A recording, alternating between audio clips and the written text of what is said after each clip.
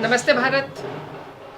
देखिए, जो शबनम की प्रॉपर्टी है जो करोड़ों रुपए की है, उसे शबनम के चाचा केवल 50 लाख की बता रहे हैं। ये बड़ी हैरान करने वाली बात है कि करोड़ों रुपए की प्रॉपर्टी को वो केवल और केवल 50 लाख की बता रहे हैं। उनका कहना है कि ये बहुत थोड़ी सी प्रॉपर्टी है और इस पे पूरा हक मेरा है। वो हक इसलिए है क्योंकि मैंने शबनम के पिता का बहुत सारा कर्जा उतारा है। अब सवाल ये पैदा होता है कि इतनी वेल ऑफ जो फैमिली है मास्टर जी की, उन पे कोई कर्जा नहीं था, लेकिन शबनम के जो चाचा हैं और चाची हैं, उनका ये कहना है कि उन्होंने ये संपत्ति इसलिए अपने अंडर में की है क्योंकि वो शबनम के पिता का जो कर्जा है उसको उतार रहे हैं। और एक और वो बड़ी इंटरेस्टिंग बात कहते हैं कि इस प्रॉपर्टी पे शबनम का कोई हक नहीं है। शबनम का कोई हक नहीं है। अरे, शबनम उस परिवार की बेटी है, उसका क्यों नहीं हक है? वो ये मान के बैठे हैं कि शबनम को फांसी होगी। शबनम को फांसी नहीं भी होती है तो शबनम कभी जेल से बाहर नहीं आएगी, ये उन्होंने मान लिया है। इसीलिए वो इस तरीके की बातें कर रहे हैं, क्योंकि जब इस बात की तहकीकात की गई कि उनका कोई कर्जा पेंडिंग था, तो ये इस बात में कोई सच्चाई नज़र नहीं आई। उनका कोई कर्जा पेंडिंग नहीं है। वो बहुत वेल ऑफ फैमिली थी और मास्टर जी का अपना अलग किस्म का रुतबा था, रौब था पूरे गांव में। उनके ऊपर कोई कर्जा नहीं था, जिसकी आमदनी हर साल अपने बागों से करोड़ों में आती हो, उस पर कर्जा होने का कोई मतलब ही नहीं है। और आज शबनम के चाचा उस पूरी प्रॉपर्टी को केवल 50 लाख का बता रहे हैं और उस पर भी उनका कहना है कि उन्होंने कर्जा उतारते उतारते पूरी प्रॉपर्टी उनकी ख़त्म हो गई है। मतलब उन्होंने पूरी प्रॉपर्टी का किस्सा ही निपटा दिया। और इस सवाल जो उनके सामने जब सवाल होता है कि ये प्रॉपर्टी की असली हकदार जो है वो शबनम है, तो वो कहते हैं कि वो काहे की प्रॉपर्टी की हकदार है, वो तो कत्ली है।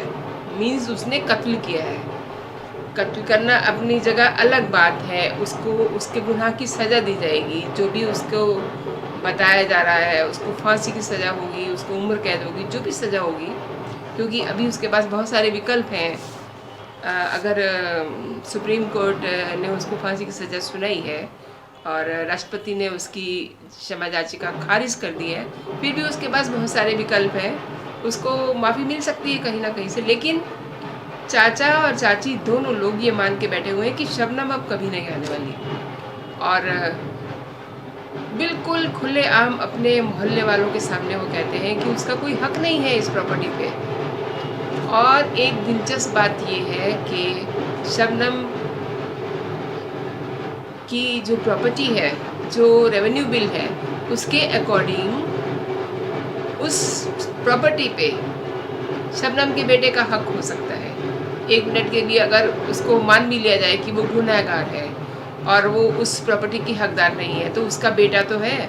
इस बात पे वो चाचा चाची कहते हैं कि हम किसी बेटे को नहीं जानते क्योंकि वो तो नाजायज़ है, वो इस प्रॉपर्टी का हकदार नहीं है। तमाम तरह का वो कानून गिनाते हैं इसके ऊपर। तो ये जो बात मैं आपसे बता रही हूँ, इसलिए बता रही हूँ क्योंकि प्रॉपर्टी पे चाचा चाची की नीयत सचमुच ख़राब हो चुकी है। जब वो अपनी बेटी शबनम के लिए बुरी बुरी बातें कर सकते हैं, उसको बता रहे हैं कि वो ख़राब हो चुकी थी। ख़राब होने से उनका मतलब कि वो कैरेक्टरलेस हो चुकी थी। और पूरे गांव में जिस समय की ये सब बातें हैं, हर व्यक्ति शबनम को एक नेक इंसान बताता है और उसके अपने चाचा चाची जो है आज शबनम को ख़राब बता रहे हैं। केवल किस लिए? प्रॉपर्टी के लिए। और साफ साफ कह रहे हैं कि प्रॉपर्टी पे शबनम का कोई हक नहीं है। दोस्तों, और जो भी अपडेट मेरे सामने आएगा शबनम की प्रॉपर्टी को लेकर के, शबनम से जुड़े हुए जो विकल्प हैं उसको लेकर के, वो मैं सब आपसे साझा करती रहूँगी। आपका बहुत बहुत शुक्रिया, आपने मेरा पूरा वीडियो देखा। और अगर आप मेरे चैनल पे नए हैं तो मेरे चैनल को सब्सक्राइब ज़रूर कीजिए और अगर आपको ये वीडियो पसंद आया हो तो आप इसको अपने दोस्तों में शेयर कीजिए, ताकि लोगों को पता चले कि प्रॉपर्टी के लिए इंसान कितना गिर जाता है। शबनम तो इस समय जेल में है, लेकिन उसके गांव में क्या चल रहा है? गांव में लोग ये बात कर रहे हैं कि सारा जो खेल है वो प्रॉपर्टी के लिए किया गया है। तो दोस्तों, आज के लिए इतना ही। जय हिंद, जय भारत।